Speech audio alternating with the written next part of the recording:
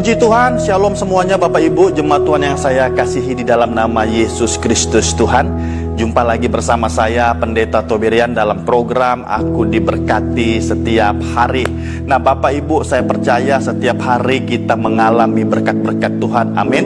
Dan bagi saya berkat Tuhan tidak hanya materi, tetapi jika kita bisa menarik dan menghembuskan nafas dengan baik, dengan sehat, itu adalah berkat Tuhan dalam kehidupan kita. Dan saya percaya Bapak Ibu, setiap kita pasti memiliki negeri impian kita masing-masing. Ada yang memiliki impian untuk Bible study ke perjanjian lama, ke perjanjian baru, ya kan?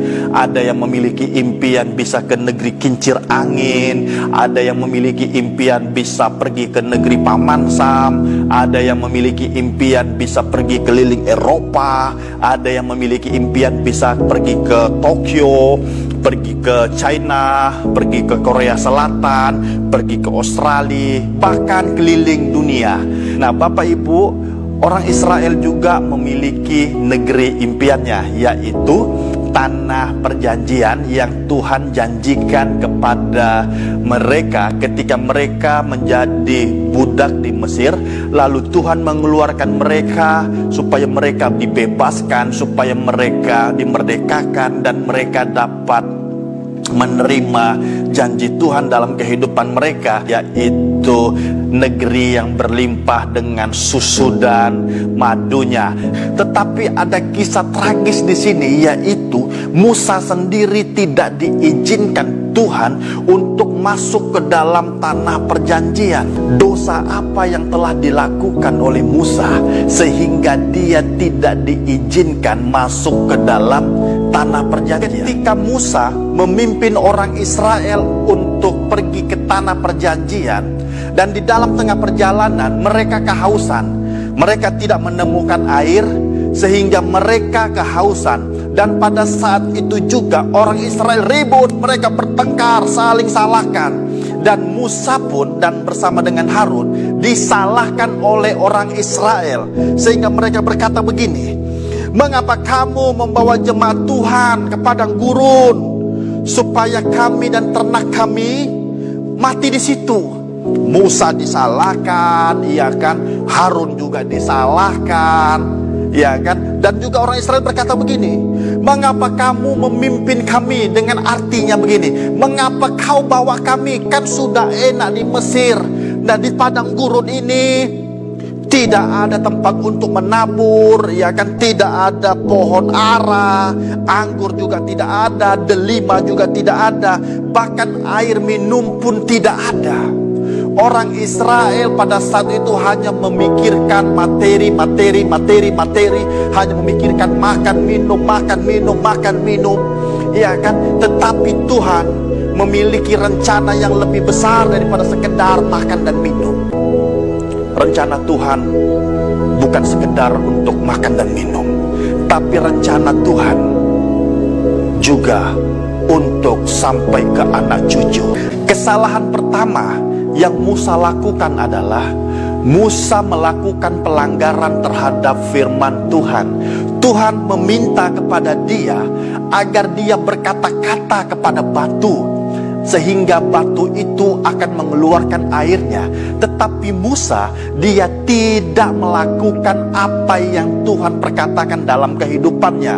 Lalu dia mengambil tongkat dan memukul bukit batu itu sebanyak 2 kali. Lalu kesalahan yang kedua adalah Musa salah mempresentasikan Tuhan dalam kehidupannya melalui keteledoran kata-kata.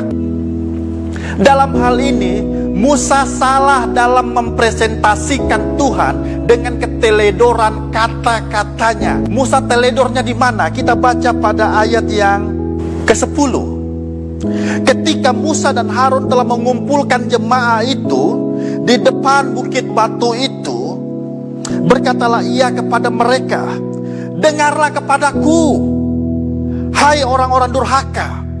Apakah kami harus mengeluarkan air bagimu dari bukit batu ini Musa telah melakukan kesalahan dalam kehidupannya dengan tidak menghormati firman Tuhan, dengan tidak menghormati kekudusan Tuhan.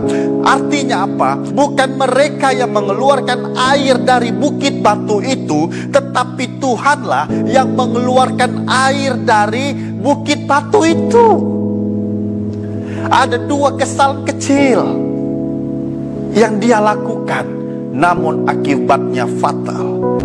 Bahwa di zaman sekarang ini, dosa sekarang dianggap hal yang biasa. Karena Alkitab juga berkata, bukan orang yang berseru, Tuhan, Tuhan akan masuk ke dalam kerajaan surga, melainkan orang yang melakukan kehendak Tuhan. Memang betul kita belum sempurna, tetapi rindukanlah itu. Ketaatan adalah hal yang paling penting dalam kehidupan ini. Tanpa ketaatan, hidup kita tidak akan berkenan di hadapan Tuhan. Karena Alkitab berkata, setiap pelanggaran dan ketidaktaatan mendapat balasan yang setimpal. Artinya apa? Setiap perbuatan kita, setiap ketidaktaatan kita dicatat oleh Tuhan. Dari kisah ini Bapak Ibu, apa yang bisa kita dapatkan? Hormati Tuhan dalam segala keadaan. Hormati Tuhan. Ketika beribadah, hormati Tuhan.